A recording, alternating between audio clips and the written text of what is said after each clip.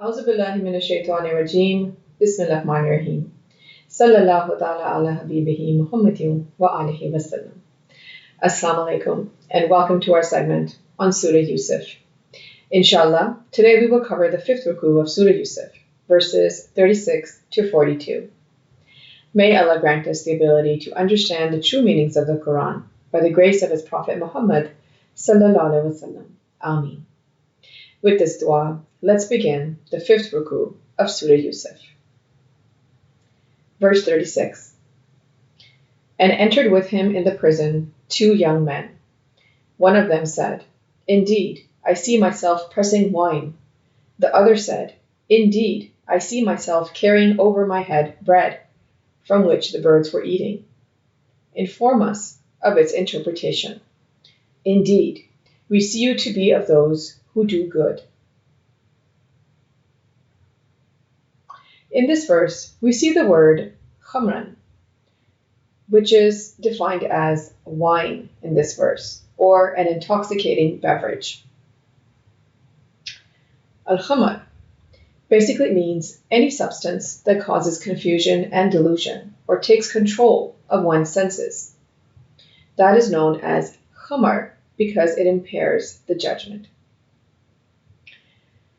The story of Prophet Yusuf alayhi salam continues in this ruku from where he was sent for imprisonment. As mentioned in this verse, he was accompanied by 2 other prisoners. Both of them deemed Prophet Yusuf alayhi salam as someone who was good and knowledgeable, so they asked him to interpret their visions. Let's go on to verse 37. He said, Not will come to both of you food you are provided with, except that I will inform both of you of its interpretation before it comes to both of you. That is what has taught me my Lord. Indeed, I abandoned the nation of a people who do not believe in Allah, and they in the hereafter are deniers. Prophet Yusuf alayhi salam guaranteed the prisoners that he could tell them the interpretation of their visions even before their next meal arrived, because Allah taught him this wisdom. He also stated that he rejected any religion whose people did not believe in Allah and denied the hereafter. Let's go on to verse 38. And I followed the religion of my forefathers, Ibrahim, Isaac, and Yaqub, and it was not for us to associate with Allah anything.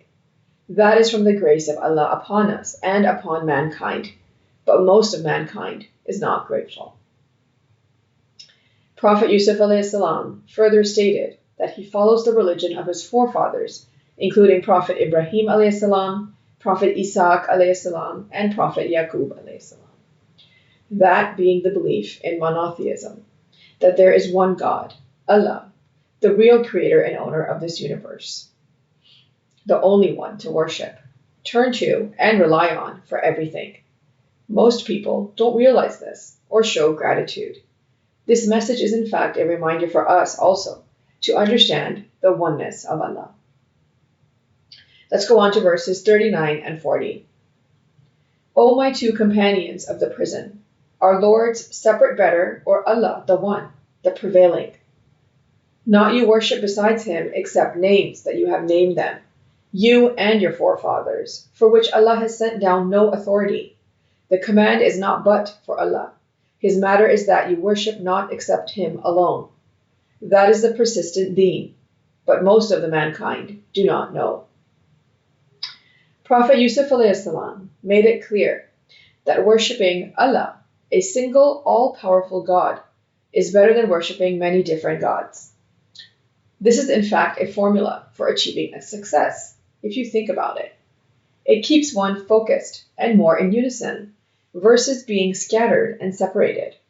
This concept can be applied to individuals as well as collectively. These verses are a reminder for us to not commit shirk. Polytheism is shirk, and it is not acceptable in Islam. This concept of the deen has always existed since the beginning of time, and it has not changed. However, most mankind does not realize this, as stated in this verse. Every prophet has brought the same message, to follow the commands from the one true authoritative entity, and that is Allah.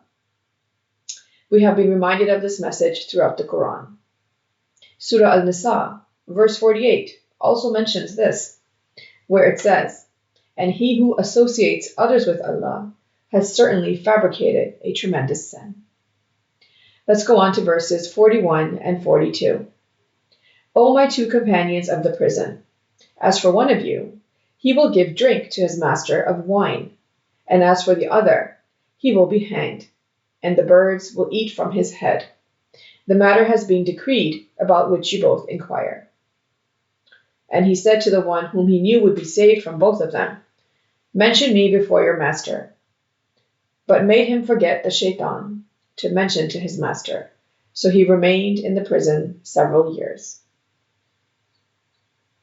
Prophet Yusuf ﷺ interpreted the visions of the two prisoners, telling them that one would be saved while the other would be executed.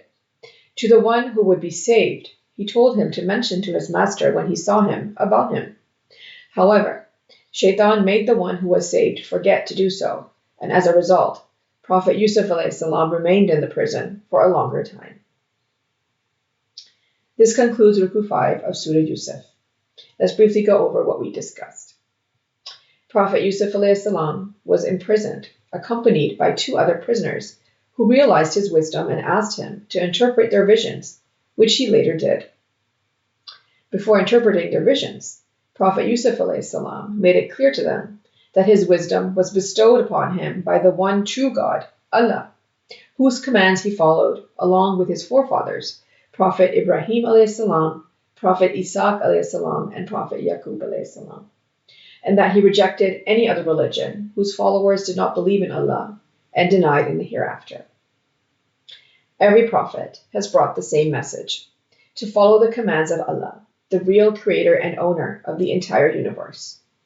The deen of Islam is the universal deen for all mankind, the persistent deen. It brings balance, harmony, and peace to the entire universe and all the beings in it. May Allah grant us the ability to understand the Holy Quran and its true meanings in light of the life and guidance of Prophet Muhammad sallallahu alaihi wasallam. Ameen. Thank you for joining us for this segment. Until next time.